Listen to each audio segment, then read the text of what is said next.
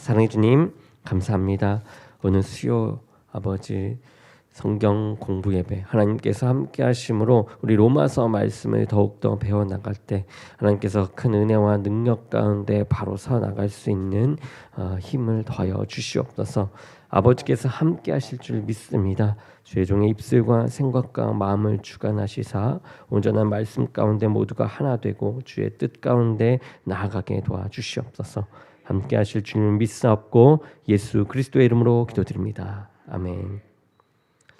아멘. 오늘 말씀은 로마서 10장 9절에서 12절의 말씀입니다. 로마서 10장 9절에서 12절의 말씀입니다. 우리 한 절씩 교독하도록 하겠습니다. 내가 만일 내 입으로 예수를 주로 시인하며 또 하나님께서 그를 죽은 자 가운데서 살리신 것을 내 마음에 믿으면 구원을 받으리라.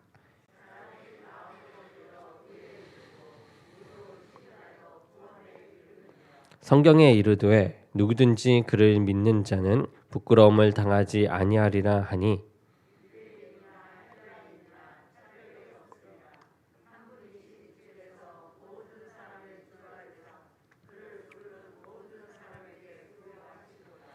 아멘. 오늘 말씀은 부끄러움을 당하지 아니하리라 라는 제목으로 말씀을 전하겠습니다.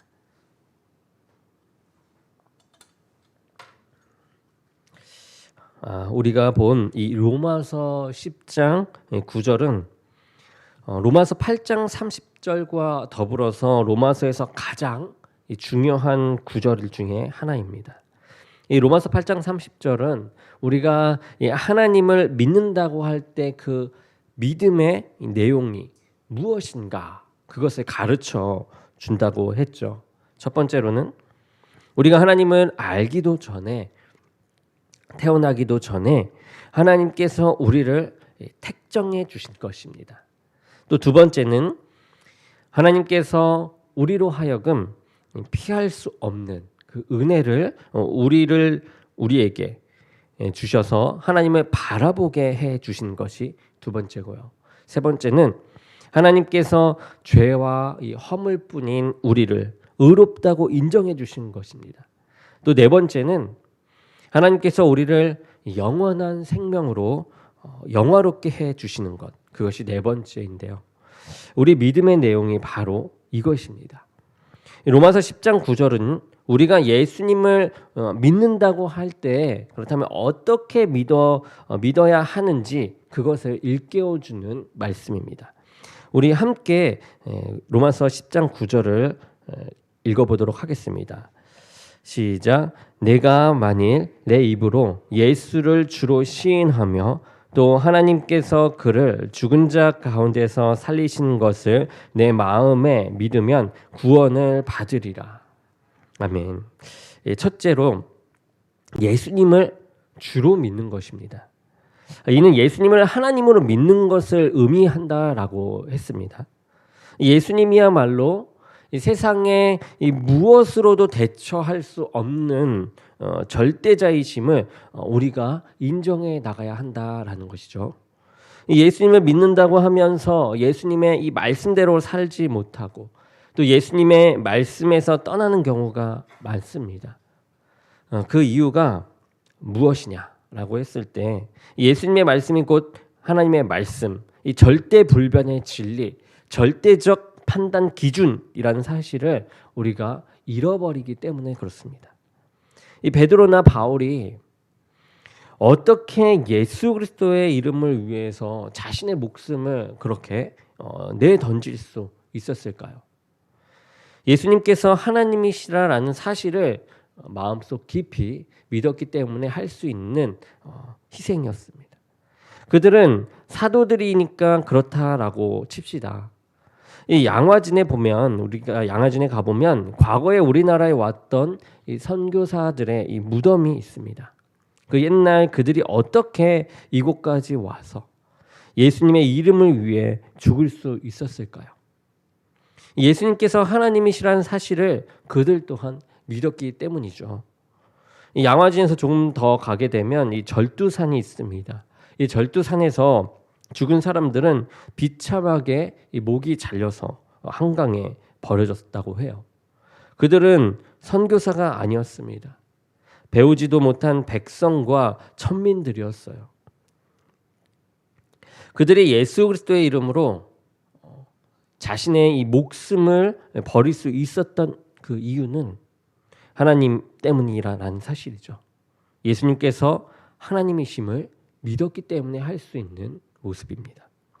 두 번째는 이 예수님께서 우리를 속죄해 주시기 위해 죽으셨음을 우리가 믿는 것입니다. 이 세상에는 이 부처를 하나님으로 믿는 사람들도 있죠. 또 마호메트를 하나님으로 믿는 사람도 있습니다. 여러 종교가 하나님을 대신한 어떤 모양들, 어떤 사람을 놓고 하나님으로 믿습니다. 그래서 그들도 부처의 이름을 위해 또는 마호메트 이름을 위해 순교를 하죠. 예수님께서 이 부처와 마호메트와 확연히 구별된 점이 무엇일까요? 그것은 바로 우리를 위해 죽으셨다라는 사실입니다. 예수님을 가리켜 유월절 어린 양이라고 부르죠. 실제로 예수님께서 돌아가셨을 때가 유월절이었습니다. 이 유월절과 예수 그리스도가 어떤 관계가 있을까요? 그것 또한 아주 중요한 부분인데요. 이스라엘 백성이 출애굽하기 전날에 하나님께서 애굽의 모든 장자를 다 죽이셨죠. 마지막 재앙이었습니다. 그리고 이스라엘 백성에게 말씀을 합니다. 양을 잡아서 그 피를 좌우 문설주에 바르면 그것을 보고 그 집은 뛰어넘어서 죽음에 이르지 않겠다라고 하신 것이죠. 이 6월절에 이 뜻을 영어로 번역하게 되면 패스오버입니다. 영어로는 6월절이 패스오버예요. 한마디로 우리가 보았던 출애굽에서 문설주에 바른 것을 보고 그 집은 제외하고 넘어간 것을 이제 패스오버라고 하는데 그와 관련되게 6월절의 이름이 패스오버입니다. 이스라엘 백성이 의인이기 때문에 이러한 일이 생긴 것인가요? 살려주었던 것일까요? 그것이 아니에요. 이 출애굽기 12장 38절에 이렇게 나옵니다. 수많은 잡족과 양과 소와 심이 많은 가축이 그들과 함께하였으며 라고 증언하고 있어요. 출애굽이 시작될 때 이스라엘 백성뿐만 아니라 여러 족속들이 섞여 있었다라는 거죠. 여러 족속들이 섞여 있었습니다. 출애굽 전날 여러 족속들이 이 이스라엘 백성과 함께 집집마다 있었던 것이에요. 이 하나님께서는 이에 개의치 않고 그 피를 보고 바로 넘어가는, 이 제외시키고 넘어가는 그 패스오버의 일을 하심으로 그 집안에 있던 사람들은 모두 살 수 있는 그 은혜를 끼친 것입니다. 예수 그리스도께서 이 왜 유월절 어린 양으로 십자가에서 피를 흘리며 돌아가신 것입니까? 그렇다면 우리가 그 피를 믿는다는 것은 무슨 의미가 있는 것이죠? 예수 그리스도의 이 보혈을 믿는다라는 것, 그것은 내 영혼의 문인방과 문설주에 그 예수 그리스도의 피를, 주님의 보혈을 바른 것을 이야기하는 것입니다. 그럼으로써 나는 죽을 수밖에 없는 죄인임에도 불구하고 하나님께서 그 피를 보시고 패스오버 해주시겠다라는 그런 의미가 있는 것이에요. 그 피로 인해, 그 피로 말미암아 나의 모든 이 죄과를 도말하시고 나를 의롭다라고 인정해 주시고 이 심판으로부터 이 패스오버, 제외시켜 주신다라는 것이죠. 이 주님께서는 내가 머리로 지은 죄를, 손으로 또 지은 죄를, 또 발로 지은 죄를, 또 몸으로 지은 죄를 사해 주시기 위해서 머리에 가시관을 쓰고 또 손과 발에 못을 박히시고 또 몸이 피투성이가 되어 돌아가십니다. 예수님께서 하나님이시라는 사실만 떼어놓고 생각하면 굳이 이 예수님과 이 마호메트가 구별되진 않을 것이에요. 그런데 죽을 수밖에 없는 나를 살리기 위해 예수 그리스도께서 희생의 피를 흘리심으로 나의 모든 죄가 완전히 패스오버, 제배되는 그런 사실 앞에서는 이 예수 그리스도와 비교 가능한 사람은 누구도 존재하지 않을 것입니다. 오직 예수님만이 당신의 몸을 찢음으로 인해 만인의 죄를 감당할 수 있는, 대신할 수 있는 그런 형벌을 받으신 것이죠.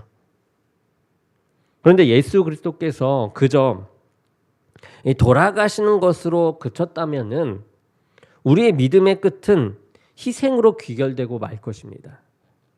영영 죽으심으로 모든 것이 끝나버렸다면 그분의 이 속죄함은 이 세상에만 영향을 미치는 것이고 내 죽음 이후에는 책임져 주지 못했을 것이다 라는 것이죠. 내 삶이 이 세상에 끝나버린다면 이 세상에서 죄사함을 받은 것이 무슨 의미가 있겠습니까?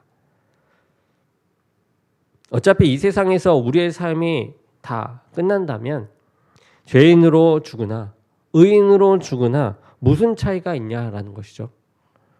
본능대로 살고 욕망대로 사는 사람이 오히려 더 영리한 선택을 했다라고 하나같이 말할 것입니다. 세 번째는 예수님께서 죽은 사람 가운데 부활하셨음을 믿는 것이에요. 주님께서는 일시적인 부활이 아니라 영원한 생명의 부활, 그것을 하셨죠. 그분이 이 부활하신 것이 여러분 왜 중요할까요? 그분이 부활하심으로 우리의 삶이 이 세상에서 끝나는 것이 아니다라는 것이에요. 비로소 영원한 생명으로 거듭나기 때문에 중요한 부분입니다. 이 점에서도 예수님께서 이 세상의 어떤 종교의 교주와도 확연하게 구별이 되시죠. 이 세상에 부활한 사람은 있습니까? 아무도 없습니다. 그렇다면 이제 문제는 예수님께서 부활하셨다라는 것을 어떻게 믿을 수 있는가라는 것이에요. 부활의 증거가 있습니까? 여러 증거들이 있는데 이 세상에서 크게 존경받았던 사람일수록 여러분 큰 무덤을 만든다고 해요. 그런데 그와는 반대로 이 국사범으로 돌아가신 예수님, 그러니까 국가나 국가 권력을 침해함으로써 성립하는 그런 불법 행위를 저지른 사람이 예수 그리스도였어요. 그 시대에. 그 예수 그리스도임에도 불구하고 이 예수 그리스도의 무덤은 남아있습니까? 남아있지 않다라는 것. 그것은 가장 큰 증거가 되는 것입니다.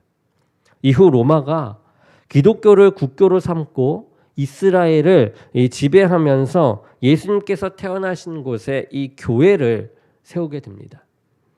예수님께서 물을 마시던 곳에도 산이나 산상 수훈을 전했던 곳에도 이 예배당을 세웠습니다. 예수님의 흔적이 남아있거나 사연이 있으면 그곳에 예배당을 세웠어요. 만약 예수님께서 돌아가셔서 이 땅에 시신을 남기셨다면 로마 제국은 어마어마하게 거대한 무덤을 만드는 일을 했을 것입니다. 그런데 그렇게 건물을 잘 짓던 그들이 그러지 못했죠.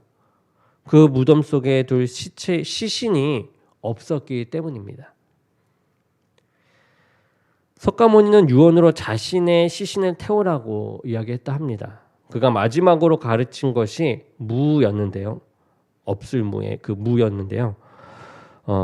그 제자들이 시신을 화장을 했습니다. 그러고 나서 제가 된 시신을 젓가락으로 뒤져서 그 안에서 사리를 주어요. 그리고 인도의 곳곳에 사리를 하나씩 둔 사원을 세웠습니다. 우리나라 어딘가에도 석가모니의 사리가 있다라고 합니다. 스리랑카에서 제일 큰 사찰에는 스리랑카 국보 1호가 있는데 그것이 바로 황금 그릇 안에 둔 석가모니의 머리카락이라고 해요. 아무리 큰 사원을 짓는다 해도 그것이 증거하는 바가 무엇입니까? 그 머리카락을 보았을 때 석가모니는 죽었다라는 사실입니다. 부활하지 못했다라는 것이죠. 그런데 예수님께서는 손톱 하나, 머리카락 하나, 치아 하나 남기신 것이 없습니다. 부활하셨기 때문이죠. 이상이 예수 그리스도에 대한 믿음의 내용이 됩니다. 마태복음 1장 23절에 이렇게 나옵니다. 보라 처녀가 잉태하여 아들을 낳을 것이요 그의 이름은 임마누엘이라 하리라 하셨으니 이를 번역한즉 하나님이 우리와 함께 계시다 함이라. 이 예수님께서는 임마누엘, 즉 우리와 함께 하시는 하나님이시다라는 것이죠. 우리와 함께 하시는 우리의 대속자요 구원자시며 부활자시요 영생자이십니다. 이 구절을 다시 보게 되면 내가 만일 내 입으로 예수를 주로 시인하며 또 하나님께서 그를 죽은 자 가운데서 살리신 것을 내 마음에 믿으면 구원을 받으리라.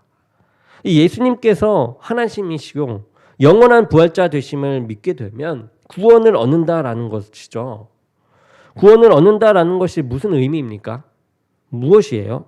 하나님으로부터 의롭다 인정받는 것이 구원을 받은 자의 모습입니다. 우리가 지켜보면 많은 존경할 만한 종교인들이 있습니다. 스님 중에도 있고 다른 종교들 가운데서도 자신들을 희생하면서 그들이 믿는 신을 위하여 나아가는 존경할 만한 자신의 그 나라마다 자신의 그 생각했던 바를 아주 선한 행위로 보였던 사람들이 많죠. 그래서 많은 사람들은 존경을 표합니다. 그런데 그와 같은 분들의 삶을 들여다보게 되면 존경하는 마음이 생기고 배울 점이 많지만 동시에 예수님만이 하나님이다라는 사실을 거듭 확인하게 된다라고 합니다. 내 죗값을 대신 치르기 위해 피투성이가 되어 돌아가시고 나를 의롭다 인정하시며 영원한 생명을 주신 분은 누구밖에 없습니까? 예수 그리스도밖에 없는 것이에요. 그것을 더욱더 깨닫게 되는 것이죠. 이것이 저와 여러분의 이 믿음의 실체여야만 합니다. 우리 10절을 보게 되면 사람이 마음으로 믿어 의에 이르고 입으로 시인하며 구원에 이르니라 나옵니다. 마음으로 믿는 것, 입으로 시인하는 것, 이렇게 두 가지가 강조되어서 나오죠. 마음으로 믿는 것은 내적인 현상입니다. 입으로 시인하는 것은 외적인 현상이죠. 내적 현상이 바르게 이루어지게 되면 외적 현상이 반드시 나타나게 되어 있습니다. 제자들이 예수님을 직접 볼 수 있을 때는 배신을 했어요. 그런데 주님께서 부활 승천하신 뒤에 눈에 보이지 않을 때는 오히려 그들의 모습은 어떻습니까? 그분을 위해서, 제자들이 그분을 위해서 목숨을 버리는 모습을 보였습니다. 왜 그랬을까요? 어떻게 그럴 수 있었을까요? 그 이유는 무엇일까요? 세월이 흐른 뒤 제자들이 십자가를 바라볼 때 이 성령님의 도우심으로 어텀먼트, 그러니까 속죄함이 일어났기 때문입니다. 주님께서 십자가에 찢겨 돌아가신 것이 나의 죄 때문이었구나. 죽어야 할 나를 대신해서 주님께서 돌아가셨구나. 이러한 고백이 스스로 나타나게 됩니다. 그러므로 고난받으신 예수님과 연합하는 그러한 현상, 연합이 일어나는 현상이 일어나고 그것으로 말미암아 부활하신 예수 그리스도와 함께 일을 행하게 되는 그러한 현상이 일어나게 됩니다. 그 연합 속에서 새 생명이 솟아오르게 되고 진리를 위한 삶으로 바뀌게 되는 것이죠. 그렇기 때문에 마음으로 우러나면 행동으로 당연히 나타나게 될 수밖에 없는 것이죠. 우리가 함께 11절을 함께 읽어보도록 하겠습니다. 시작.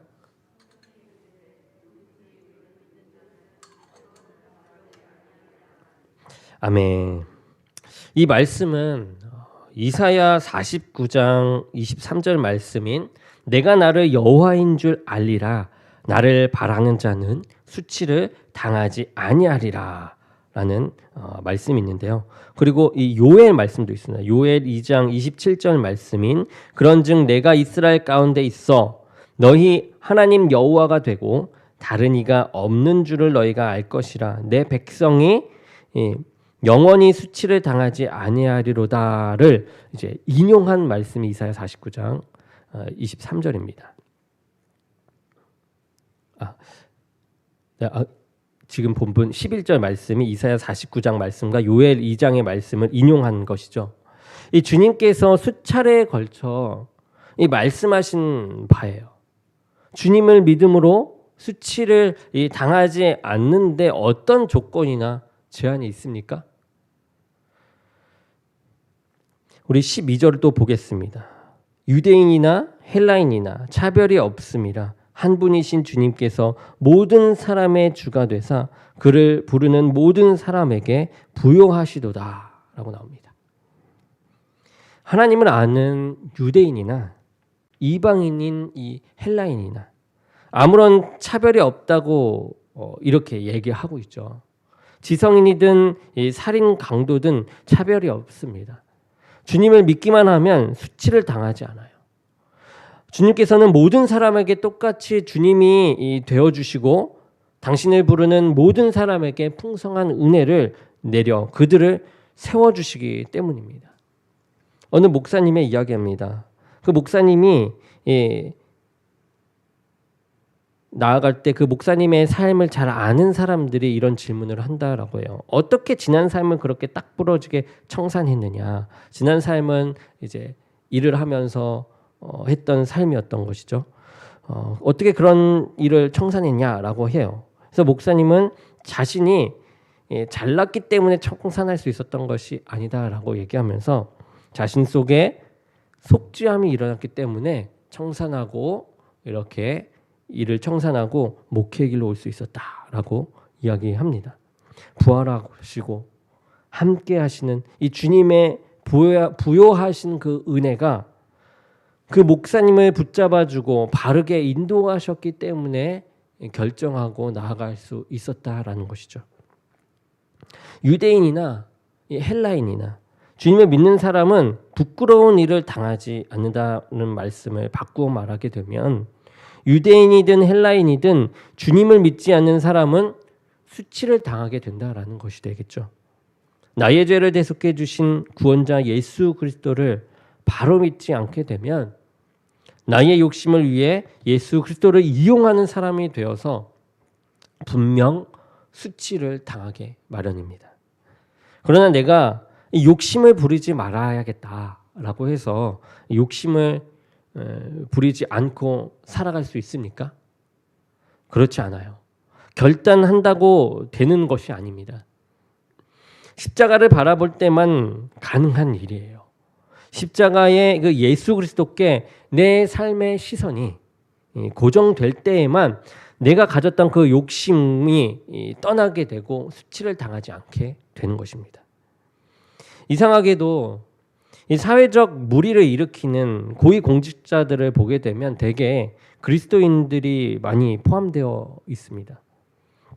그는 십자가에 이 예수 그리스도를 바르게 믿지 못해 욕심의 노예가 되어서 그와 같은 수치를 당하게 되는 것이죠.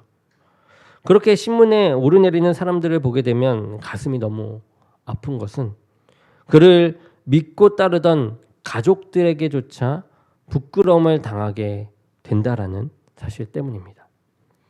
예수님께서 가늠한 여인에게 말씀하시기를 나도 너를 정죄하지 아니하오노니 가서 다시는 죄를 범하지 말라라고 이야기하셨습니다. 간음은 수치스러운 죄이죠. 그 수치스러움에서 벗어나려면 거기에서 떠나는 길밖에 없습니다. 그 일에서 벗어날 수밖에 없어요. 이어서 예수님께서 이렇게 얘기합니다. 나는 세상의 빛이니 나를 따르는 자는 어둠에 다니지 아니하고 생명의 빛을 얻으리라. 이렇게 더 중요한 말씀을 하시게 되죠. 주님의 빛 속에 거하라는 것입니다. 주님과 연합하라는 것이에요. 그렇게 되면 주님께서 친히 돕고 세워주시고 깨닫게 하시고 알려주시고 할 수 있게 도와주시겠다라는 것입니다. 하나님이시오, 구원자이시오, 부활자이시오, 영생자이신 이 예수 그리스도와 연합하는 삶을 살아가시기 바랍니다. 주님의 빛 가운데 거하시기 바라요. 그럼으로써 이 세상으로부터 부끄러움과 수치를 당하는 것이 아니라 이 초대교회 성도들처럼 세상으로부터 칭송받는 참된 그리스도인, 참된 주의 백성이 되는 저와 여러분이 되기를 주님의 이름으로 축원합니다. 우리 기도하겠습니다. 사랑의 주님 감사합니다. 오늘 또 말씀 가운데 부끄러움과 수치 가운데 우리가 어떻게 나아가야 할지를 봅니다. 분명 우리는 범죄함을 끊어내는 방법을 오늘 말씀을 통해서 배웠는데 세상에 나가게 되면 너무나도 연약한 우리의 육신이 하나님을 멀리할 때가 있습니다. 그러나 주님께서 붙잡아 주심으로 주님을 주로 고백하며 하나님으로 고백하며 우리가 속죄함으로 변화되는 그 역사가 나타나 주님과 함께 이 길을 걸어가는데 부족함이 없는 참된 그리스도인이 되게 도와주시옵소서. 함께 하실 주님을 믿사오며 예수 그리스도의 이름으로 기도드립니다. 아멘.